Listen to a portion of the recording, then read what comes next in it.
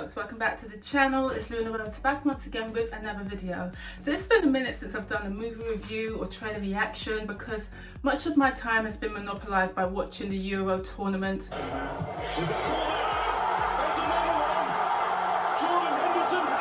Jordan Henderson! It's fucking 4-0! Are you f***ing me? Okay shit, bitch, it's over! Done! It's over! To be honest, the less said about that the better, as well as work. But anyway, we're here to talk about Black Widow. So I watched this movie about a week ago, but this is the first opportunity I've had to do a quick fire review and give my thoughts on this film.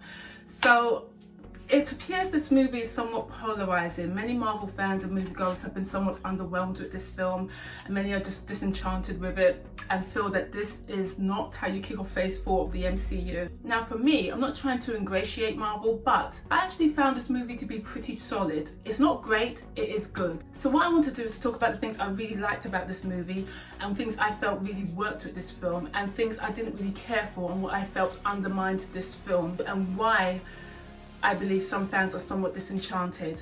So, Black Widow.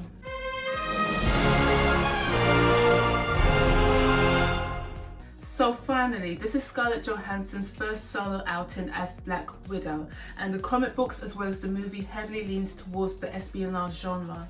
Set directly after Captain America Civil War and the beleaguered Sokovia Accords designed to control the Avengers, Black Widow finds herself on the run but falls into a path where she has to confront her dark past and childhood. Now for me, this movie also has 3 other plot lines: redemption, regret, as well as a liberation story. Johansson discovers that the organisation who indoctrinated her as a spy and literally eviscerated her is still up and running, and more disturbingly, they're carrying out the same process with other young girls. The movie also addresses the lengths Johansson had to take to escape the Red Room. And as part of the liberation story, Johansson goes on a journey with her sister to free the other widows who are brainwashed through a serum. Now throughout the years of watching the MCU, they will always do flashbacks and give reference to Black Widow's history, to her origin story. So I was happy and satisfied that this movie was more or less cultivated around her life. So in essence, I was satisfied with this film. Now Scarlett Johansson as Black Widow was consistently brilliant, but the person that stole the show for me, and I think there's a general consensus on this, was Florence Pugh. Now the two women together was just electrifying. The casting was just on point, but Florence for me, she just had the humour, the comedic timing. She was charismatic, cute at the same time. I loved her countenance, her eccentricity. She just had this realism about her, and I so bought into her character and cared about her character. Her physicality was on point in terms of the fight sequences. I know there were stunt people on board, but from time to time you see that she really did invest into that role, into that character, and I believe that character, and I can't wait to see what she's going to do going forward with the MCU. In addition, I really appreciated the way the movie was shot, the cinematography, the set pieces and action sequences, and I'm always banging on about a well choreographed fight sequence. So I was really here for those fight scenes between Black Widow and Taskmaster. I thought it was really on point. Once again, Black Widow and Yelena on point. And the funniest scene for me in the whole movie, I have to say, when that helicopter dropped out of the sky, brilliant. However, for me, what I felt greatly undermined this movie was simply the timeline.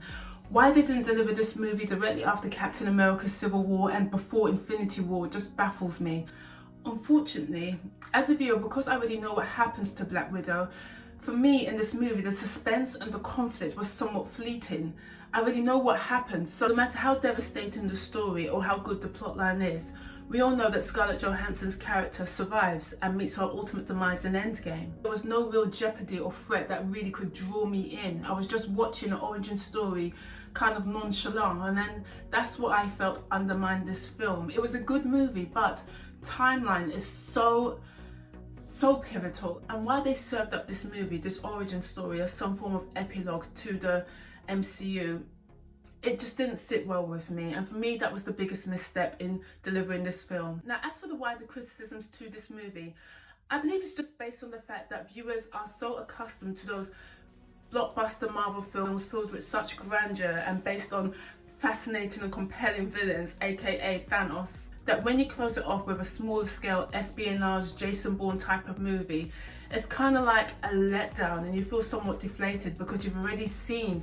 Johansson fighting with aliens, and then now she's in this kind of espionage, smaller scale, almost independent type of movie. So I believe that's where the disappointment hails from. But for me personally, I got exactly what was advertised on the trailer.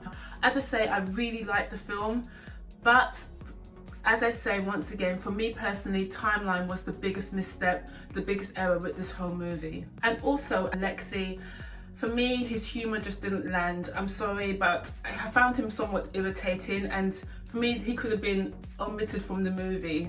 We didn't really need him. All I needed was Scarlett Johansson and Florence Pugh. Their performance was just electrifying, loved it. I needed more of it. It's just sad that it's come to an end like this. But as I say, it's good to see how Florence Pugh progresses in the MCU. So question, would this movie have benefited more as a series as opposed to a feature film? Possibly, because with series I've always got the opportunity to flesh out characters, to give us more story arcs, to give us more plot twists and turns, so we could have had a bit more, so it could have benefited. But you know what, it is what it is. For me, as I say, I liked the movie. It was a good effort, certainly not the best delivery from the MCU, should have been placed in the right timeline, but it is what it is. Out of 10, I give this movie a 6 out of 10 because, yeah, I give it a 6 out of 10. Love the fight sequences, the action, the set pieces were just brilliant. Love the way it was shot, the cinematography, the camera angles. Can't complain about any of it. I could have dealt with a bit more realism because after all, these are normal beings. They're not really superheroes apart from Alexei, who's a super soldier. But, you know, some of the fight sequences and the lack of injury was a bit, okay, leave your sensibilities at the door. But as I say, good movie, could have been better. I was just not invested as I would have liked to have been because I already know Scarlett Johansson's story arc. I already know how it ends, and that's just my review of this film. But please do comment below, what did you think about this movie? Do you think it would have benefited more as a series as opposed to a feature film? And do you agree with me that the timeline just 5 years too late? We all know, yes, COVID staggered the movie further, but still, it's still seen as, for me, an epilogue to the rest of the MCU, to that former phase. But it is a good film. Will I watch it again? Possibly on Disney+. Yeah, but that's my thoughts on this movie. Please comment below. Love to read your comments, and I shall see you soon. I'm going to do a live reaction of Loki, so hopefully I'll catch up with you then. Anyway guys, please subscribe if you like my review, and I shall see you soon. Adios.